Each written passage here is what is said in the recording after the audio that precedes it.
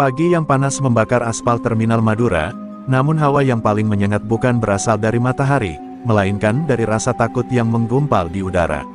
Suara klakson bersahutan, pedagang kaki lima memanggil-manggil pelanggan, dan kernet berteriak menyebutkan tujuan. Tapi di tengah keramaian itu, semua tahu satu hal, jangan pernah menyeberangi garis kekuasaan Mat Drajat, preman paling bengis di terminal itu. Mat Drajat duduk di atas bangku besi reyot yang ia klaim sebagai singgasananya. Rokok kretek menyala di bibirnya, dan tatapan matanya menyapu seperti elang yang lapar. Di sekelilingnya, para anak buah bersenjata besi pentungan dan pisau lipat, menunggu aba-aba untuk melancarkan aksi. Tak ada satupun sopir atau pedagang yang berani menentang. Mereka tahu risikonya, gigi rontok, kepala bocor, bahkan hilang tanpa jejak. Pagi itu, seorang sopir tua bernama Pak Surip memberanikan diri menyimpan sisa uang hasil narik untuk biaya berobat anaknya. Saat preman terminal datang menagih setoran, Pak Surip menggeleng. "Anak saya demam tinggi, Mat. Tolong, saya janji bayar besok." Tapi kalimat itu belum selesai, pentungan kayu menghantam wajahnya. Darah menyembur dari pelipis Pak Surip, tubuhnya ambruk ke tanah, menggeliat dalam debu dan teriakan yang tertahan. Orang-orang menonton tanpa suara. Beberapa menunduk, pura-pura sibuk. Seorang kernet muda sempat maju, namun surut kembali saat Mat Drajat menoleh dengan sorot mata yang mengandung kematian. Siapapun yang belain orang ini, nasibnya bakal lebih parah. Teriaknya lantang. Suara itu membuat merinding, menancap di kepala semua yang hadir pagi itu. Terminal ini milik Mat Drajat, dan mereka hanyalah pion di atas papan catur yang kejam. Di sisi lain terminal, seorang wanita pedagang gorengan juga menjadi sasaran. Ia dituduh menaikkan harga tanpa izin. Dua preman mendatanginya, membalikkan meja dagangan, dan menendang keranjang dagangnya hingga terlempar. Anak si ibu yang berusia 5 tahun menangis kencang, namun tak ada yang peduli. Suara tangis itu justru ditertawakan oleh para preman. "Didik anakmu biar tahu siapa raja di sini," ejek mereka. Pihak keamanan terminal hanya lewat seperti angin. Mereka tahu, Mat Drajat punya koneksi kuat. Beberapa malah terlihat tertawa bersama anak buahnya di warung kopi belakang terminal. Di tempat ini, hukum adalah milik siapa yang paling kejam, dan sayangnya, saat ini, Mat Drajat adalah dewa kematian yang tak tersentuh.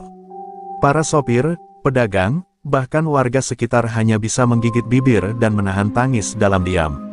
Namun tak ada kekuasaan yang abadi. Tak jauh dari terminal, debu jalan mulai berputar pelan oleh roda sebuah bus antar kota yang baru tiba dari Surabaya. Warnanya mencolok, merah muda dengan motif bunga hitam.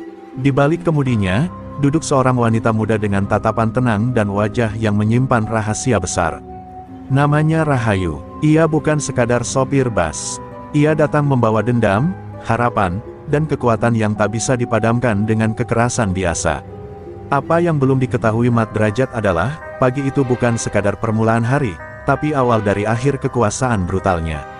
Karena Rahayu bukan wanita biasa. Ia adalah keturunan pemilik ilmu sakti Rawarontek, ilmu yang membuatnya tak bisa mati. Dan di tanah terminal yang berdarah ini, keadilan akan menuntut haknya, secepat atau selambat apapun. Roda bus berwarna merah muda berhenti perlahan di tepi terminal Madura. Debu beterbangan, membuat beberapa orang melirik penasaran. Bus itu mencolok di antara deretan bus tua penuh coretan dan karat. Namun bukan hanya tampilannya yang mencuri perhatian. Sosok di balik kemudi membuat semua mata terbelalak. Seorang wanita muda, rambutnya dikuncir rapi, keluar dari kabin dengan langkah tenang. Ia mengenakan celana jeans pudar dan kemeja flanel biru, tubuhnya tinggi semampai, namun sorot matanya tajam seperti pisau yang belum pernah tumpul. Wanita itu adalah Rahayu. Di dunia perbusan antar kota, namanya mulai diperbincangkan, bukan karena cantik semata, tapi karena keberaniannya menembus rute-rute rawan yang bahkan ditakuti sopir laki-laki. Ia dikenal sebagai wanita yang tak mudah ditekan, tak pernah tunduk, dan anehnya, selalu selamat, bahkan saat melintasi daerah yang penuh kriminal. Tapi tidak ada yang tahu, bahwa di balik wajah ayunya, mengalir darah dari garis keturunan kuno yang mempelajari ajian Rawarontek. Rahayu turun dan membantu seorang nenek menurunkan barang. Senyumnya ramah, tutur katanya lembut. Tak ada yang menyangka, bahwa tubuh lembut itu mampu menahan sakit dari luka bacokan, bahkan tembakan. Ia membawa penumpang bukan sekadar demi uang, melainkan demi misi. Misi yang dibisikkan padanya oleh kakeknya sebelum wafat, untuk menegakkan keadilan di tempat-tempat yang sudah lama dibungkam oleh kekuasaan premanisme. Belum sampai ia berjalan 5 langkah, 2 preman yang berjaga di pintu terminal langsung mendekat. Tatapan mereka melecehkan, senyum mereka menyeringai. Wah, sopir sekarang makin enak dilihat, iya. Gak ngangka, bus bisa dikemudikan sama yang secantik ini, kata salah satu dari mereka sambil menjulurkan tangan seolah ingin menyentuh bahu Rahayu. Tapi gerakan itu berhenti di udara, Rahayu hanya menatap, dan entah kenapa, si preman merasa jari-jarinya dingin seperti membeku. Tarif terminal, Mbak, 500.000, sopir baru, harga khusus, kata preman satu lagi sambil tertawa. Penumpang di dalam bus mulai cemas. Mereka sudah sering melihat sopir digebuki karena menolak bayar. Tapi Rahayu tetap diam. Ia menatap kedua preman itu tanpa takut, lalu menjawab tenang, aku bayar dengan cara lain. Bukan uang, tapi sesuatu yang akan kalian ingat seumur hidup. Kalimat itu menggantung di udara seperti kabut malam. Preman-preman itu terdiam beberapa detik sebelum akhirnya tertawa terbahak. Tawa mereka memudar saat Rahayu melangkah pelan melewati mereka begitu saja, tanpa memberikan 1 rupiah pun. Mereka ingin mengejar, tapi kaki mereka berat, seperti tertanam di tanah. Ada hawa dingin yang tiba-tiba menyelimuti tubuh, entah dari mana datangnya. Salah satu dari mereka berbisik, matanya, kenapa bisa begini dingin, ya. Tapi mereka buru-buru menghapus rasa takut itu dan segera berlari melapor pada Mat Derajat. Di sudut terminal, Mat Derajat sedang tertawa keras bersama anak buahnya setelah memukuli seorang kernet. Tawa itu terhenti ketika 2 preman tadi datang tergopoh-gopoh dan memberi laporan tentang sopir wanita yang menolak membayar.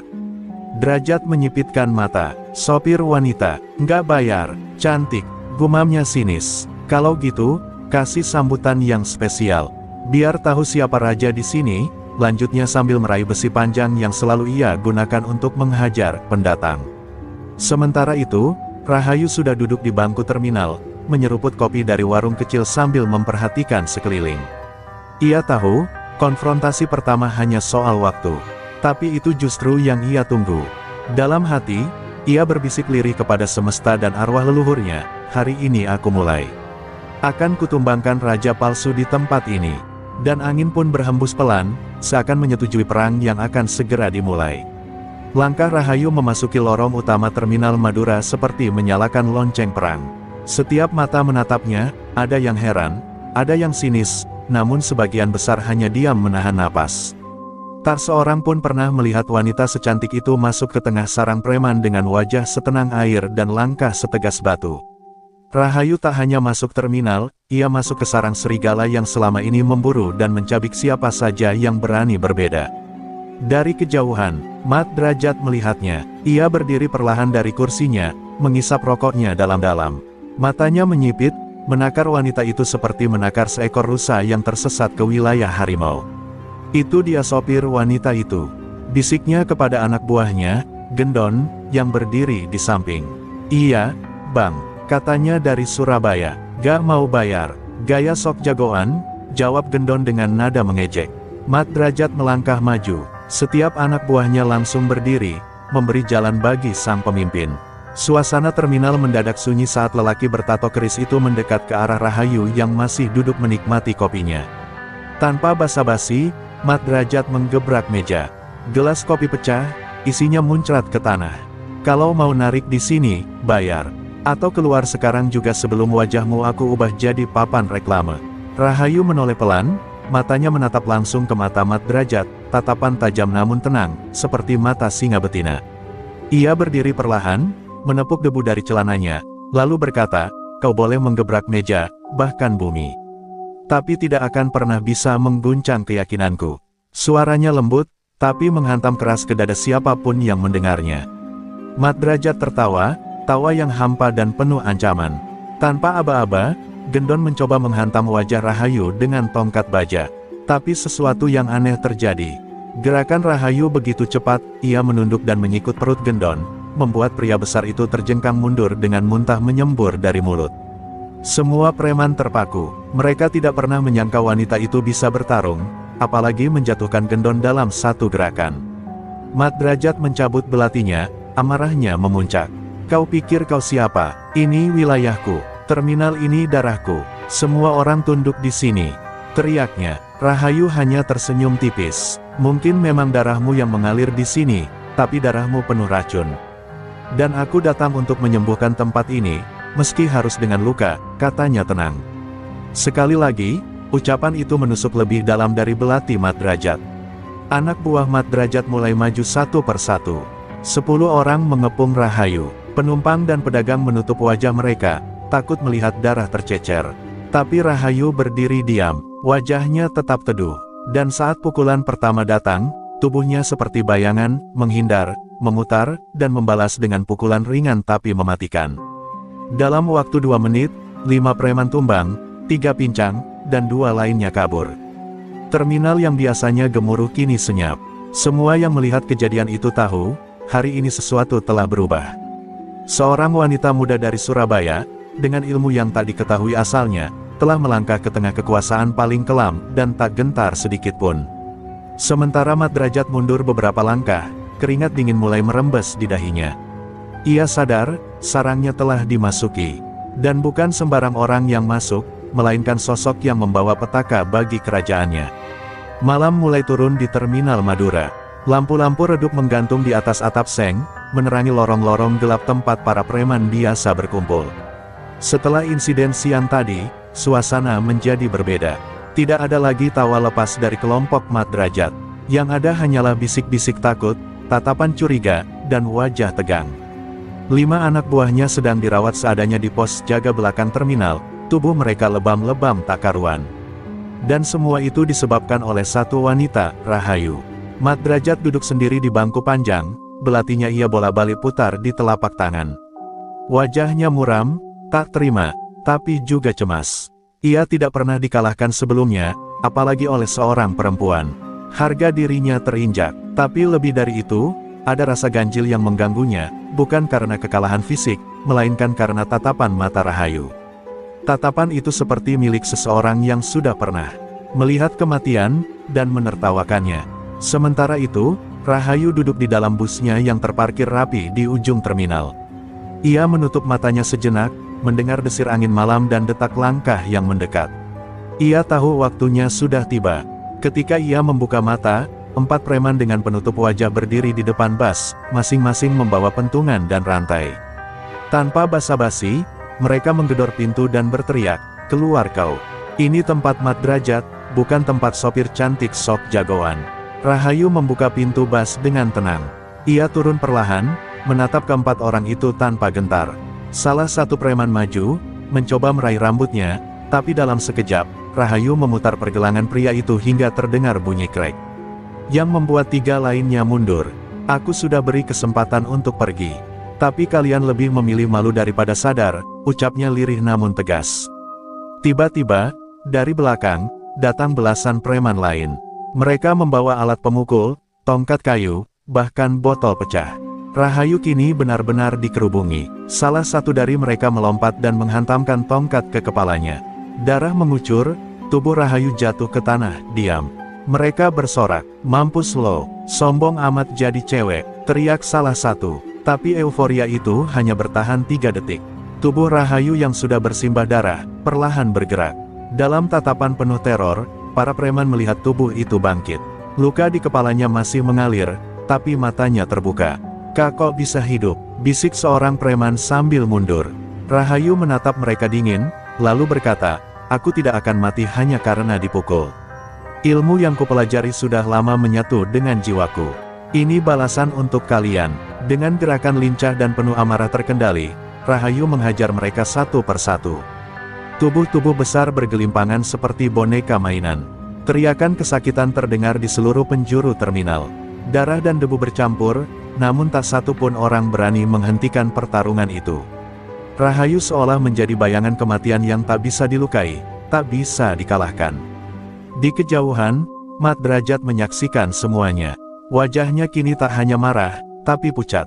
"Rawa rontek," gumamnya pelan, seperti baru menyadari sesuatu yang telah lama terlupakan dalam dunia ilmu hitam. Ia berdiri perlahan, mencengkeram belatinya erat-erat. Perasaan takut mulai menyusup dalam dada yang selama ini tak pernah gentar. Untuk pertama kalinya dalam hidupnya, Mat Drajat merasa bahwa dirinya sedang diburu oleh sesuatu yang jauh lebih berbahaya dari manusia biasa. Jeritan dan isak tangis mewarnai malam terminal Madura. Belasan preman tergeletak tak berdaya, beberapa meringkuk sambil memegangi tulang yang patah, sementara sisanya lari terbirit-birit menyelamatkan diri. Rahayu berdiri di tengah lingkaran kekacauan itu, tubuhnya berlumuran darahnya sendiri, tapi matanya tetap tenang. Darah itu bukan luka baginya, itu hanya bagian dari perjalanan. Ilmu rawa rontek yang mengalir dalam tubuhnya menjadikan rasa sakit seperti desiran angin. Mat Drajat menatap pemandangan itu dari lantai 2 pos pemantau terminal. Tangannya mencengkeram pagar besi hingga buku jarinya memutih. Rasa malu, marah, dan takut berkecamuk jadi satu. Anak buahnya, yang selama ini disegani, ditumbangkan oleh satu wanita. Ini bukan lagi persoalan kekuasaan. Ini penghinaan. Dan bagi Mat Drajat, tidak ada hukuman yang lebih besar daripada kehilangan rasa ditakuti. Malam itu juga, ia turun. Bukan sebagai raja terminal, tapi sebagai eksekutor. Tanpa banyak bicara, ia mengenakan jaket kulit hitamnya yang lusuh dan menyelipkan 2 bilah pisau di pinggang, pisau yang katanya pernah ia gunakan membunuh 2 polisi rahasia di tahun lalu. Suasana terminal langsung hening saat kabar tersebar, Mat Drajat akan turun tangan sendiri. Para pedagang langsung menutup lapak, sopir mundur ke sudut-sudut, dan beberapa penumpang memilih keluar dari area terminal. Rahayu belum beranjak dari tempatnya. Ia tahu Mat Drajat akan datang. Ia sudah merasakannya sejak aura udara berubah. Dan benar saja, suara langkah berat terdengar dari lorong tengah. Suara besi menyeret lantai, suara sepatu bot menghentak tanah. Kemunculan Mat Drajat membuat semua orang menahan napas. Ia berjalan perlahan seperti macan yang siap menerkam mangsanya. "Jadi kamu yang bikin anak-anak buahku kayak bangkai di kandang anjing?" tanya Mat Drajat datar, namun penuh ancaman. Rahayu tidak menjawab, ia hanya berdiri tegak, memandangi sosok lelaki yang selama ini menjadi mimpi buruk sopir-sopir di Madura. "Kamu cantik, tapi kamu salah tempat," lanjutnya sambil mencabut satu pisaunya. "Aku tak peduli kau perempuan, atau apapun. Malam ini kau akan jadi cerita di kepala orang-orang. Cerita yang berakhir tragis." Dengan teriakan keras, Mat Drajat menerjang. Pisau berkelebat, menyerempet leher Rahayu. Tapi wanita itu menunduk cepat, memutar tubuhnya, lalu menendang dada Mat Drajat hingga ia terpental beberapa langkah. Semua yang menyaksikan terkejut, belum pernah ada yang mampu menyentuh Mat Drajat, apalagi membuatnya mundur. Tapi Drajat bangkit kembali, tertawa bengis. "Menarik," katanya, "kamu bukan sopir biasa, kamu setan yang sedang menyamar." Pertarungan berlangsung brutal, pisau-pisau Mat Drajat menari liar, menusuk, membelah angin, bahkan sempat menancap di bahu Rahayu. Tapi wanita itu terus bangkit, seakan tak bisa dikalahkan. Bahkan ketika darah membasahi dadanya, ia justru tersenyum. "Aku bukan setan," katanya pelan. "Aku hanya utusan dari mereka yang kau tindas. Aku datang membawa akhir untuk kekuasaanmu." Malam itu, untuk pertama kalinya, Mat Drajat mulai merasa letih. Bukan karena fisik, tapi karena mentalnya runtuh sedikit demi sedikit. Rahayu yang tak bisa mati, tak bisa dipatahkan, dan tak pernah mundur, adalah lawan yang tidak pernah ia perhitungkan. Dan semakin lama pertarungan itu berlangsung, semakin jelas satu hal, kekuasaan yang dibangun dari rasa takut, akan selalu kalah oleh keberanian yang lahir dari penderitaan. Tubuh Rahayu terhempas keras ke tiang beton setelah terkena hantaman terakhir Mat Drajat. Suara retakan tulang menggema di seluruh sudut terminal, disertai desahan ngeri dari para saksi yang masih bersembunyi di balik kios-kios. Tubuh wanita tangguh itu terkulai, berlumuran darah, nyaris tak bergerak. Mat Drajat berdiri di tengah arena dengan napas memburu, tubuhnya pun penuh luka dan lebam. Tapi matanya memancarkan kemenangan. "Sudah kubilang, semua yang melawan akan kubunuh," gumamnya serak. Beberapa preman yang tadinya lari, perlahan muncul kembali. Mereka mengira segalanya sudah selesai. Rahayu, wanita misterius yang menghancurkan geng Mat Drajat, akhirnya tumbang. Namun, suasana tiba-tiba berubah. Angin malam berembus dingin, seperti ada energi yang meresap ke tulang. Lalu terdengar suara, samar, lirih, dan menyeramkan. Detak jantung Mat Drajat pun melambat seiring terdengarnya suara itu, "Belum selesai, kekuasaanmu belum lunas dibayar." Tiba-tiba tubuh Rahayu yang tergeletak bergerak. Darah yang mengalir dari pelipis dan mulutnya tampak terserap kembali ke dalam kulit. Tulang-tulang yang remuk terdengar retak pelan lalu tersambung kembali. Kulitnya memucat sebentar, sebelum kembali merona. Semua mata terpaku, tubuh-tubuh menggigil.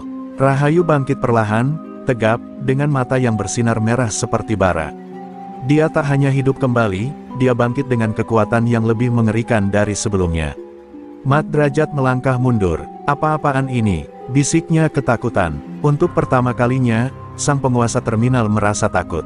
Bukan karena wanita di depannya tak mati-mati, tapi karena sesuatu yang lebih dalam, ia sedang menghadapi sosok yang tak bisa dijelaskan dengan logika. Sosok yang membawa kematian bukan sebagai akhir, melainkan sebagai pemicu kekuatan. Aku sudah mati, berkali-kali dalam hidupku, ucap Rahayu dengan suara berat yang seperti keluar dari lorong arwah. Tapi setiap kali aku jatuh, penderitaan orang-orang yang tertindas membangkitkanku lagi. Langkahnya mantap menghampiri Mat Drajat. Langkah seorang yang tak punya rasa takut, tak punya beban hidup. Ia bukan lagi sekadar sopir bus, ia kini adalah simbol perlawanan. Mat Drajat mencoba menyerang lagi, tapi pisaunya terpental sebelum menyentuh kulit Rahayu. Energi aneh menyelimuti tubuh wanita itu. Dengan satu tamparan keras, Mat Drajat terpental sejauh 5 meter dan menghantam mobil Colt tua di parkiran. Suara besi penyok dan tulang remuk terdengar bersamaan. Jeritan ngeri pun meledak dari mulut para preman yang melihatnya. Mereka sadar, Rahayu bukan manusia biasa. Satu persatu preman berlutut, melemparkan senjata mereka, memohon ampun. Beberapa bahkan menangis ketakutan, berharap Rahayu tak menghantam mereka seperti Mat Drajat. Tapi Rahayu hanya memandangi mereka semua dengan tatapan dingin. Aku tak butuh kalian tunduk karena takut, katanya. Aku hanya ingin satu hal, keadilan untuk semua sopir dan pedagang kecil yang kalian peras setiap hari. Jika kalian masih ingin hidup, bersihkan terminal ini dari kotoran kalian sendiri. Malam itu, terminal Madura menjadi sunyi untuk pertama kalinya dalam bertahun-tahun. Kekuasaan Mat Drajat runtuh bukan oleh peluru atau polisi, tapi oleh seorang wanita yang memiliki jiwa rawa rontek dan hati penuh luka. Rahayu melangkah pergi, meninggalkan tubuh Mat Drajat yang tergeletak tak sadarkan diri, dan preman-preman yang kini bersujud memohon keselamatan.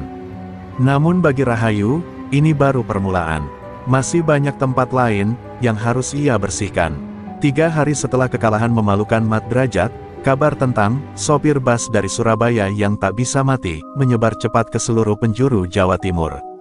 Terminal Madura kini lumpuh. Para preman bubar jalan, kios-kios kembali dibuka, dan warga mulai berani tersenyum.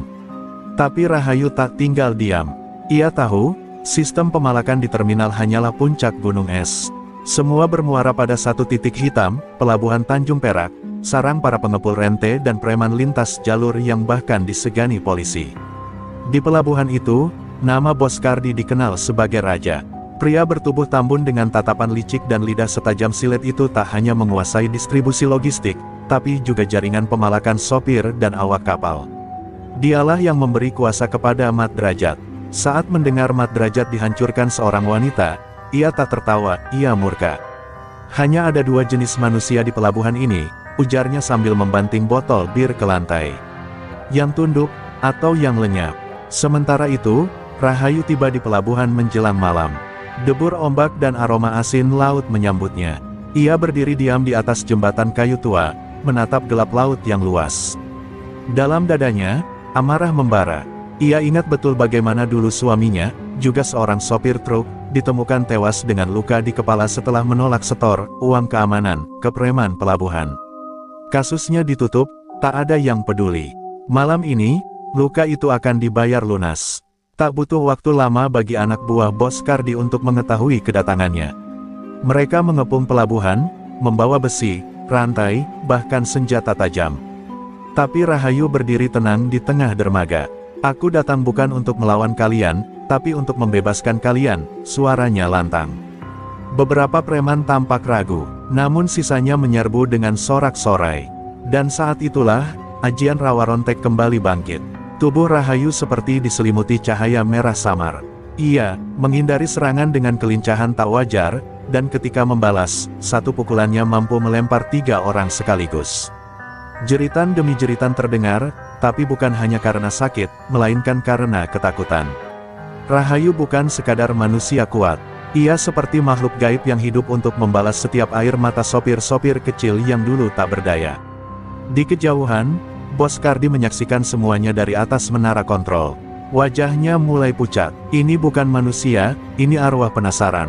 Teriaknya. Ia mencoba kabur, tapi langkahnya tertahan oleh siluet wanita yang berdiri di lorong sempit menara. Rahayu telah muncul lebih cepat dari kemampuannya berpikir. Kau yang mengirim mat derajat, kau yang membuat ribuan sopir kelaparan.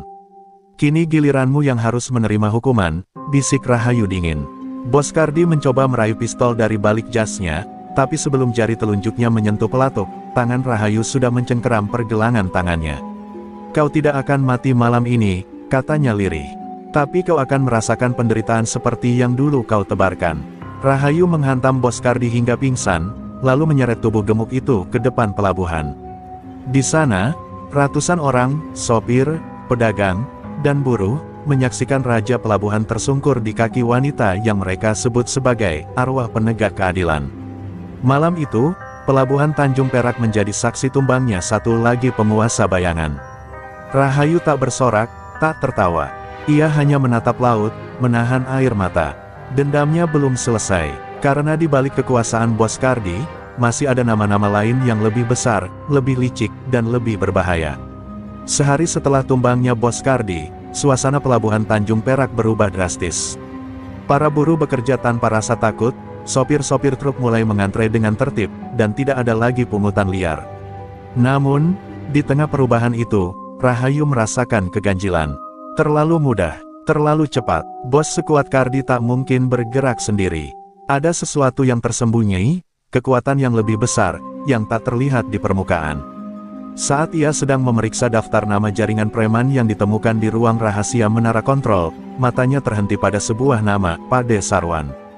Nama yang sangat familiar, lelaki tua yang dulu sering datang ke rumahnya, berpura-pura sebagai sahabat ayah mendiang suaminya. Ia yang mengaku sebagai penasehat, sopir dan selalu memperingatkan agar jangan melawan sistem. Rahayu terdiam. Dulu ia hormati orang itu, bahkan menganggapnya seperti keluarga sendiri. Namun kebenaran mulai terkuak. Dalam dokumen-dokumen tersebut, nama Sarwan muncul sebagai penyambung dana dan pengatur jalur keamanan dari pelabuhan ke terminal Madura. Dialah dalang yang selama ini bermain di dua kaki, menjadi pahlawan di depan rakyat, dan pengkhianat di belakang layar. Sakit hati Rahayu mendidih. Orang yang dulu memberinya pelukan saat ia menangisi kematian suaminya, ternyata adalah pembunuh bayangan. Malam itu, Rahayu tak tidur. Ia menyiapkan dirinya untuk perjalanan ke desa Tambakwedi, tempat tinggal Pade Sarwan. Dalam senyap, ia mengendap ke rumah tua berpagar bambu. Lampu minyak masih menyala, dan lelaki renta itu duduk di kursi goyang, seolah menanti kedatangannya. Akhirnya kamu datang juga, nak, ucap Sarwan tenang, seolah semuanya hanyalah bagian dari permainan catur panjang yang sudah ia prediksi. Aku percaya padamu, aku menganggapmu seperti darah daging sendiri. Tapi ternyata kau adalah dalang kematian suamiku, suara Rahayu parau, matanya berair namun tajam. Sarwan tersenyum pahit, aku lakukan semua itu demi stabilitas. Kalau semua sopir melawan, akan ada pertumpahan darah. Setidaknya, aku pastikan mereka hanya kehilangan uang, bukan nyawa. Jawaban itu membuat dada Rahayu sesak. Ia menatap pria tua itu dengan tatapan yang tak bisa dijelaskan antara amarah dan iba. Sarwan berdiri pelan, lalu menyodorkan sebuah map lusuh. Di dalamnya ada semua nama besar yang selama ini bersembunyi, termasuk jenderal, politisi, dan konglomerat. Kau boleh hancurkan semuanya, tapi ingat, semakin tinggi yang kau sentuh, semakin dalam jurang yang akan menelanimu. Rahayu mengambil map itu dengan tangan bergetar. Ia tak menjawab, hanya menunduk dan melangkah pergi. Air matanya jatuh di depan pintu, bukan karena sedih, tapi karena kecewa. Pagi harinya, Pade Sarwan ditemukan meninggal di kursi goyangnya. Tak ada luka, tak ada tanda perlawanan. Hanya wajah tenang dan senyum tipis di bibir. Beberapa orang menyebut itu ajal yang datang karena rasa bersalah. Tapi bagi Rahayu, itu adalah akhir dari satu bab pengkhianatan, dan awal dari perang yang lebih besar. Map di tangannya bukan sekadar dokumen. Itu adalah peta peperangan, jalan menuju jaringan gelap yang meracuni negeri. Kini Rahayu sadar, misinya bukan lagi soal balas dendam pribadi. Ini adalah perang melawan sistem, melawan kekuatan besar yang bersembunyi di balik jabatan, uang, dan kuasa. Perjalanan masih panjang, dan darah mungkin akan kembali tertumpah. Tapi selagi ajian rawa rontek masih mengalir di tubuhnya, ia takkan mundur walau satu langkah pun. Rahayu berdiri di atas bukit kecil menghadap ke pelabuhan Tanjung Perak. Angin laut menyapu wajahnya, membawa aroma asin yang bercampur getirnya kebenaran. Map lusuh peninggalan Pak De Sarwan kini menjadi beban paling berat yang pernah ia genggam. Di dalamnya tercantum nama-nama besar, termasuk seorang jenderal bintang 2 dan anggota dewan yang dikenal sebagai pembela rakyat. Dunia yang selama ini ia percaya telah runtuh, keadilan ternyata bisa dibeli, hukum hanyalah boneka yang dimainkan oleh tangan-tangan tak kasat mata. Ia mulai menyelidiki satu persatu nama dalam daftar. Di antara yang paling mencolok adalah Letjen Sutarto, perwira tinggi yang kerap tampil di TV mengutuk kekerasan dan pungli. Namun menurut dokumen yang ditemukan Sarwan, ia adalah pelindung utama jaringan preman Terminal Madura, bahkan menerima setoran bulanan yang nilainya lebih dari cukup untuk membeli 2 pulau kecil. Rahayu merasa muak, betapa dalam akar kejahatan ini tumbuh, menyusup hingga ke jantung kekuasaan. Dengan identitas samaran sebagai wartawan lepas, Rahayu menyusup ke sebuah seminar militer yang dihadiri oleh Letjen Sutarto. Ia memperhatikan setiap gerak-geriknya, begitu karismatik, begitu bersih di mata publik, namun tangannya basah oleh darah rakyat kecil. Di sela-sela acara, Rahayu menyelipkan sebuah surat dan foto-foto bukti ke dalam map sang jenderal, cukup untuk membuatnya gemetar ketakutan. Namun Letjen Sutarto hanya tersenyum saat membuka map itu, lalu membisik pelan, "Kau cantik, tapi terlalu berani untuk hidup lama." Malam itu, Rahayu tahu nyawanya kembali diburu. Di apartemen sewaannya, ia menemukan jendela telah dibuka paksa dan laptopnya lenyap. Untungnya, ia telah menyimpan salinan bukti di 3 tempat berbeda. Ia sadar, perang ini tak bisa dimenangkan sendiri. Maka ia menghubungi seorang sahabat lamanya, Kapten Naryo, prajurit idealis yang dulu pernah bertugas bersama suaminya dan hampir mati dalam operasi di Papua.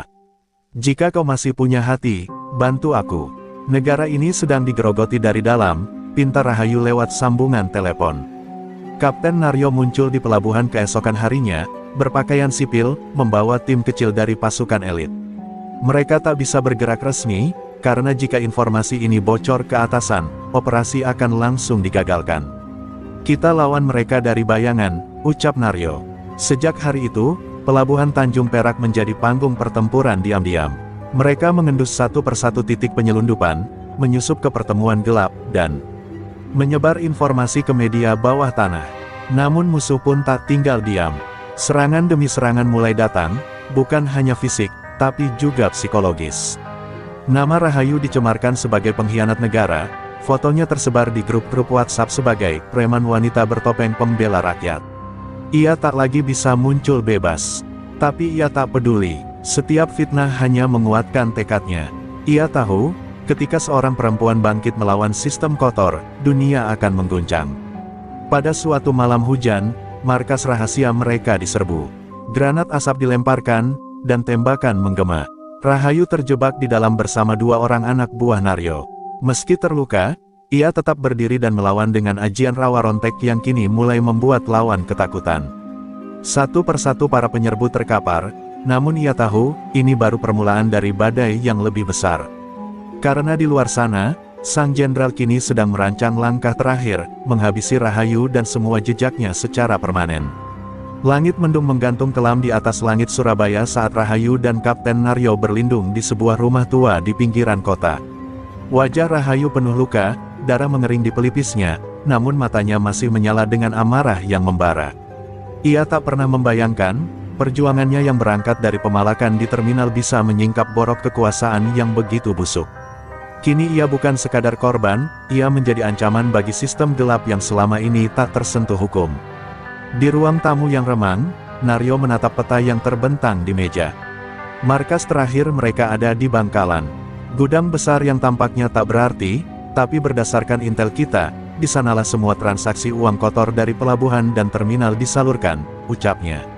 Rahayu mengepalkan tinju. Bangkalan bukan hanya pusat perlawanan, tapi juga tempat di mana Mat Derajat, preman yang dulu memalaknya, kini bersembunyi di bawah perlindungan Letjen Sutarto. Semua akan berakhir di sana. Malam itu, mereka bergerak diam-diam menyeberangi selat menggunakan kapal kecil.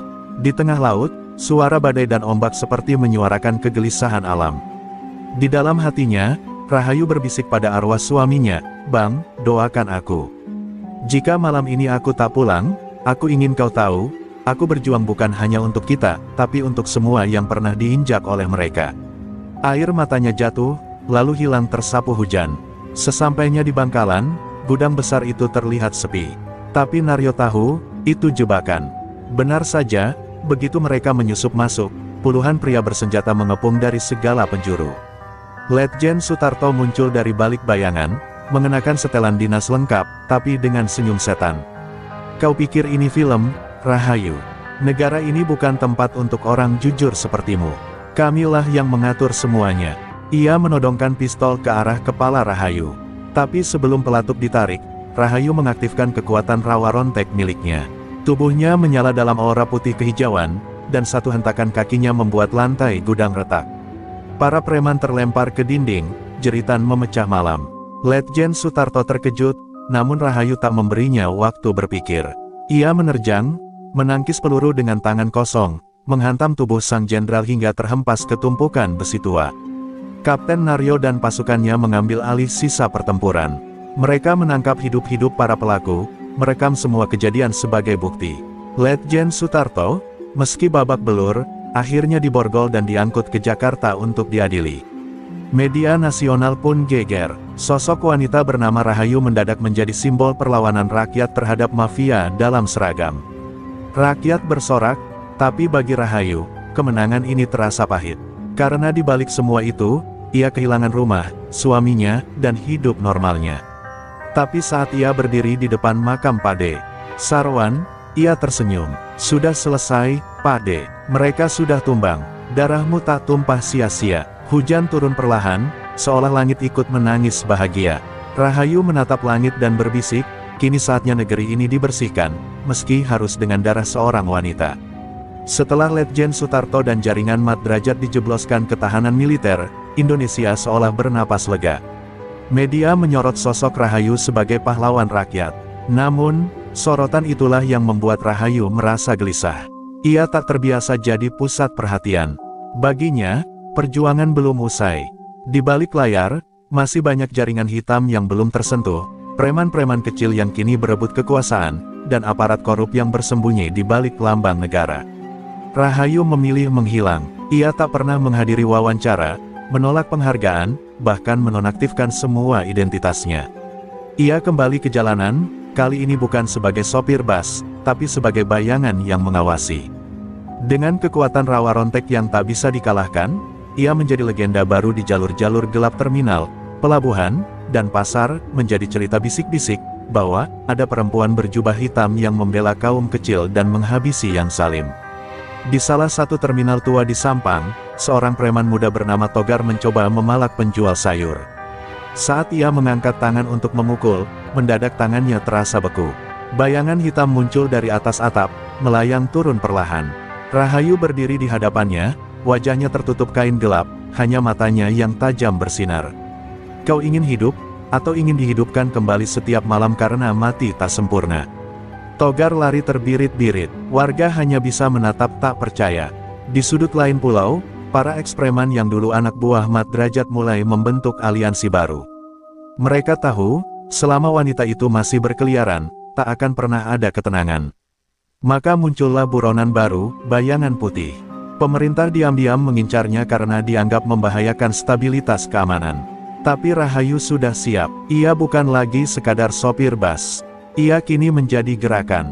Di mana ada penindasan, disitulah ia muncul tanpa dipanggil. Kapten Naryo, yang kini menjabat sebagai komandan intel, mencoba mencari jejak Rahayu. Dalam hatinya, ada kekaguman sekaligus kekhawatiran. Dia terlalu kuat, terlalu berani, tapi juga terlalu sendirian, ucapnya lirih.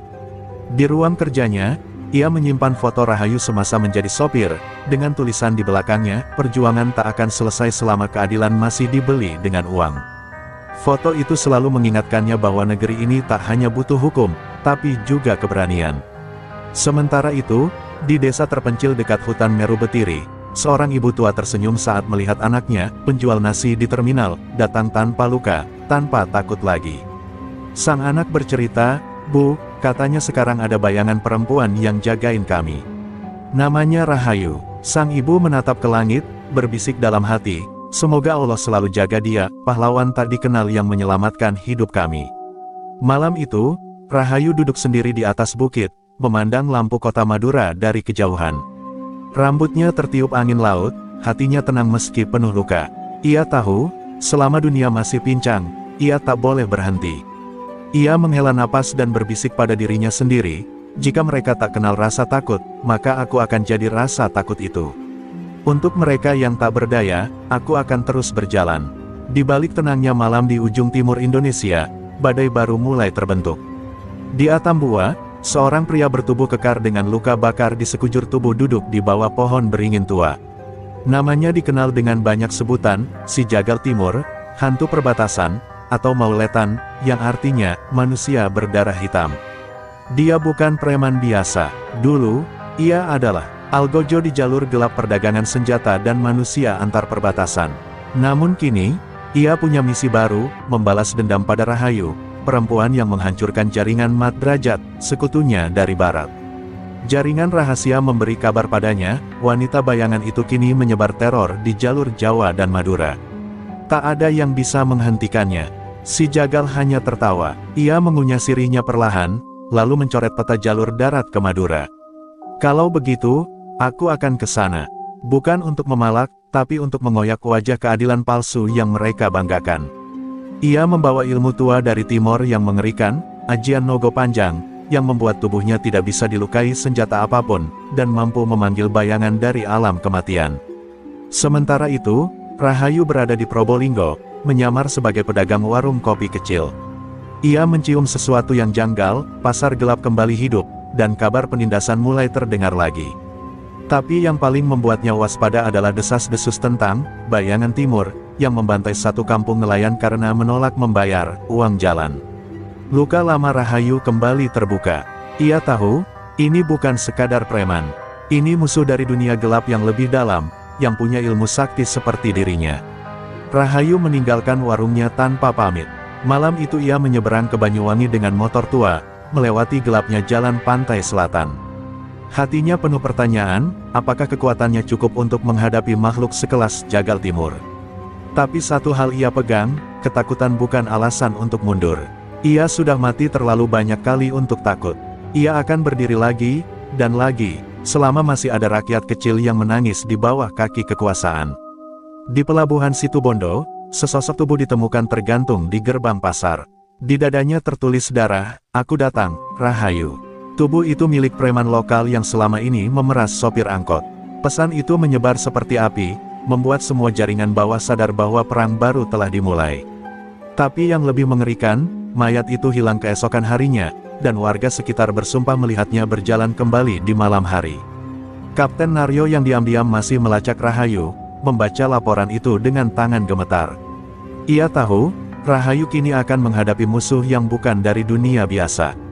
Ia mengirim pesan rahasia melalui jaringan satelit militer, "Rahayu, tolong jangan hadapi ini sendiri. Ini lebih besar dari dendam Mat Drajat. Ini, sesuatu yang kuno dan jahat." Tapi pesan itu tak pernah sampai.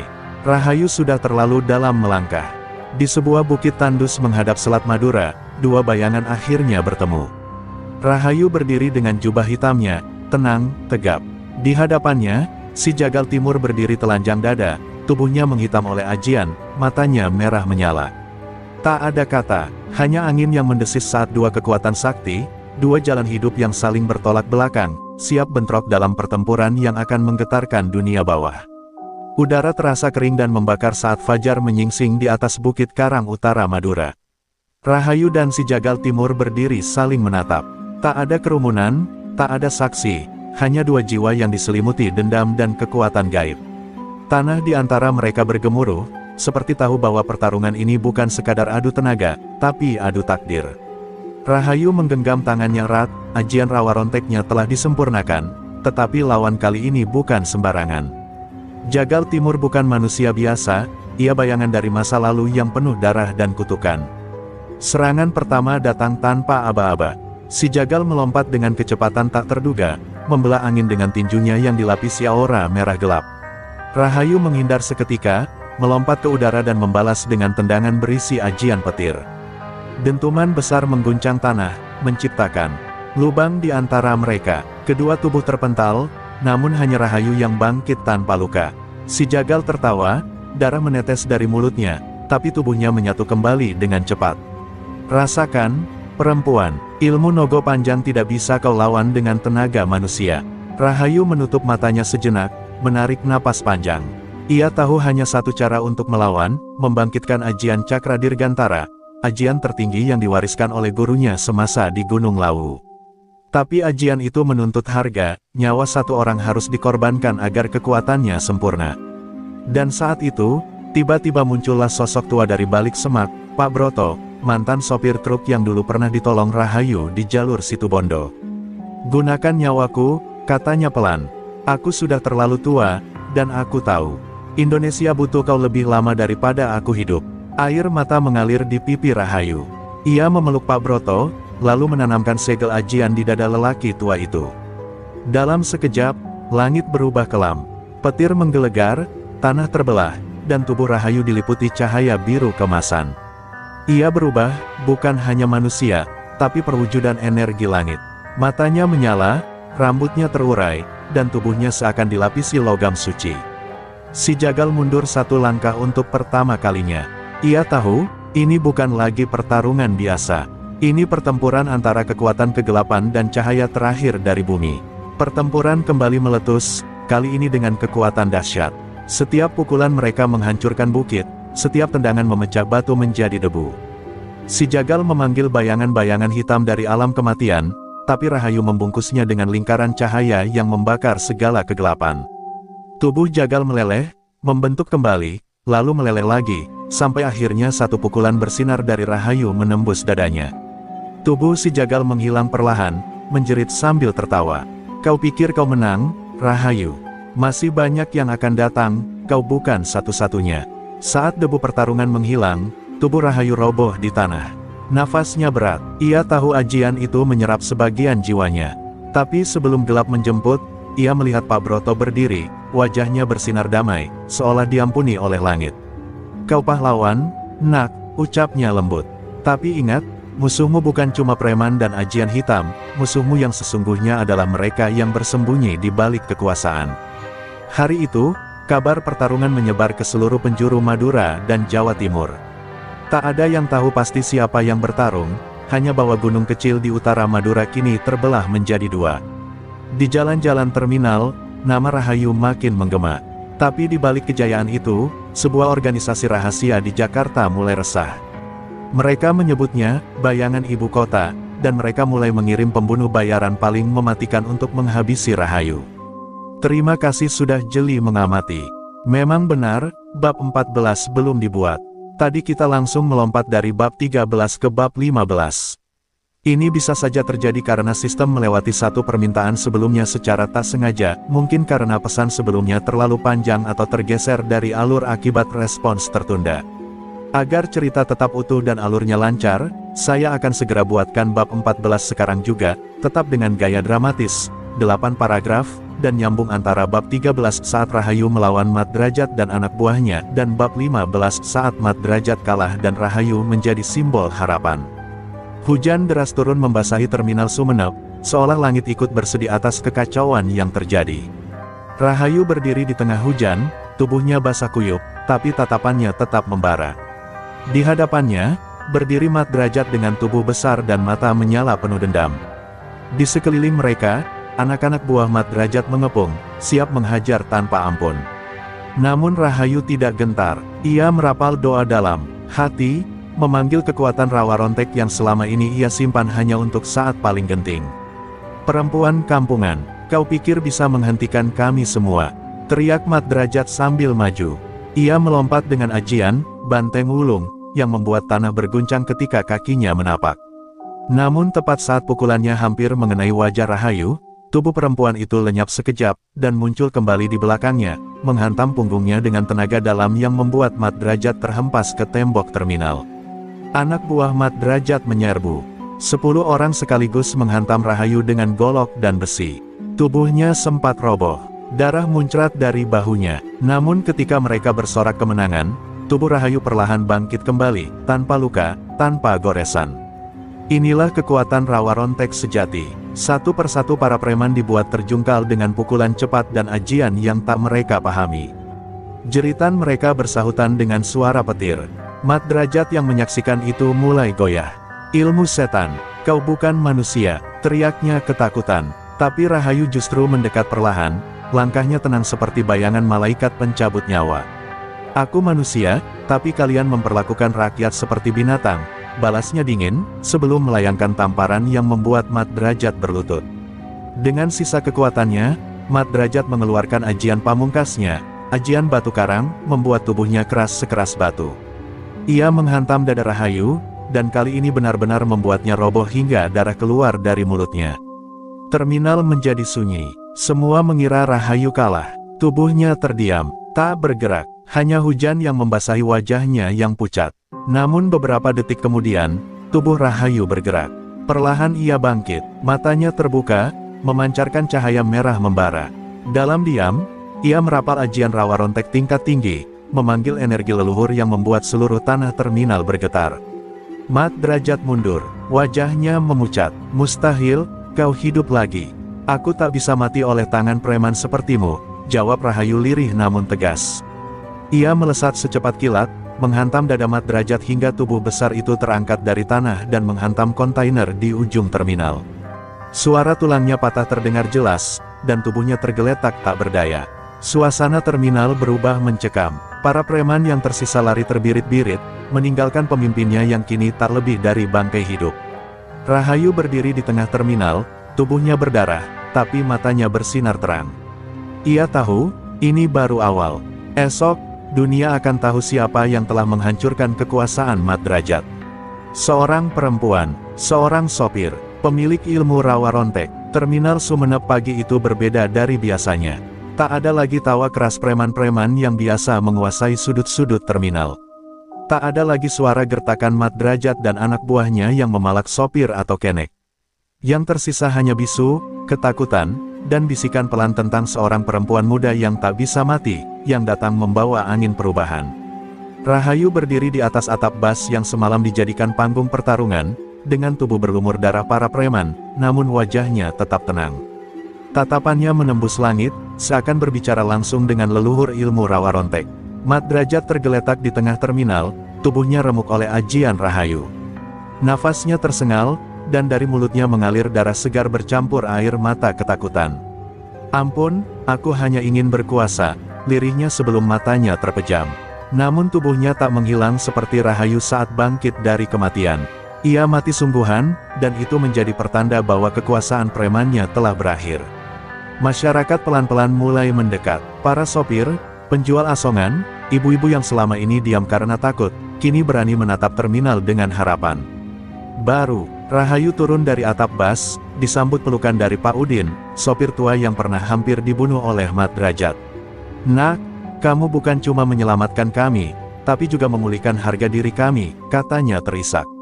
Rahayu hanya tersenyum, luka di wajahnya perlahan menutup. Rawa Rontek memang memberinya hidup abadi, tapi setiap pertarungan menyisakan rasa letih di jiwanya. Ia memandangi bas tuanya, bas Surya Kencana jurusan Surabaya Madura, yang kini menjadi simbol perlawanan. "Aku hanya ingin bekerja dengan tenang, Pak. Sama seperti yang lain, tanpa harus takut dihina karena aku perempuan, atau dilecehkan karena dianggap lemah." Berita tentang kekalahan Mat Derajat menyebar luas. Preman-preman dari luar Madura bahkan memilih mundur. Mereka tahu, ada sosok misterius yang tak bisa mati menjaga terminal itu. Rahayu pun menjadi legenda hidup. Orang-orang menyebutnya Dewi Terminal, wanita sakti yang menolak tunduk pada kekerasan. Meski ditawari jabatan sebagai ketua pengelola terminal oleh pemerintah setempat, Rahayu menolak. Ia hanya ingin menjadi sopir. "Biarkan aku tetap di balik kemudi. Disinilah aku menemukan siapa diriku," ucapnya pada Bupati Sumenep saat diminta hadir dalam upacara penghormatan. Hari itu, langit Madura cerah. Burung-burung beterbangan bebas di atas terminal yang dulu dipenuhi kegelapan. Rahayu memutar kunci bas, dan mesin menyala dengan suara lembut. Dengan sekali injakan pedal, ia melaju keluar terminal, meninggalkan kenangan pahit, namun menyisakan harapan. Di kaca spion, ia melihat anak-anak kecil melambaikan tangan. Ia tersenyum, karena tahu, generasi berikutnya akan mengenal Madura bukan dari cerita tentang preman, tapi dari kisah seorang perempuan sopir bus bernama Rahayu, pemilik ilmu rawa rontek, sang pelindung kaum tertindas.